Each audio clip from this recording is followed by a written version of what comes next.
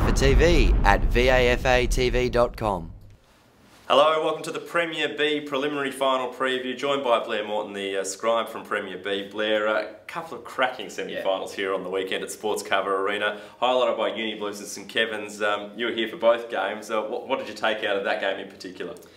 I think I was talking to, I've got a few mates who play for St Kevin's in the twos, and I was talking to them during the game on the hill, and I think Uni Blues for most of the games previously, so most of the season, they've sort of had a really slow first quarter and then broken the game from thereafter. And I think what St Kevin's managed to do was, rather than only hold them for a quarter, which has kind of been what's been happening all season, I think they held them for 3 quarters, and then Uni Blues got them after 3-quarter time. So I think it sort of proved that St Kevin's maybe had 75% of Blues' measure, for me, I think.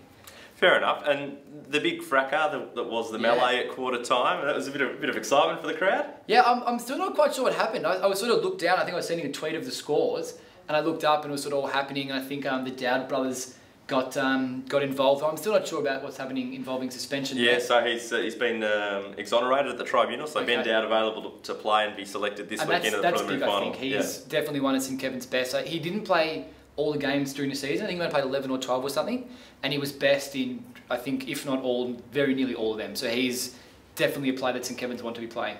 Okay, so they come through as the loser out of that into the preliminary final. We'll get on to the prelim in a moment, but the first semi on the Sunday, OMs and Old Carey. Again, it's very similar circumstances to the game the previous day. Team kicked away to a lead. OM's possibly in the contest, and all they had to do was only 4 goals down it's a lot, 4 goals down at 3-quarter time. Had the breeze though, and it was a stronger breeze on Sunday. Yeah. You would have expected, and it felt like OM's had the chance to win. Absolutely. I think you're right. At 3-quarter time, I think they almost could have been favourites at 3-quarter time if you had to choose. But the wind at Sports Cover was kind of blowing sort of crossways and created a little bit of a dead pocket on the southern side end in front of the golf course, in that pocket there. And I think they found it hard to kick across into.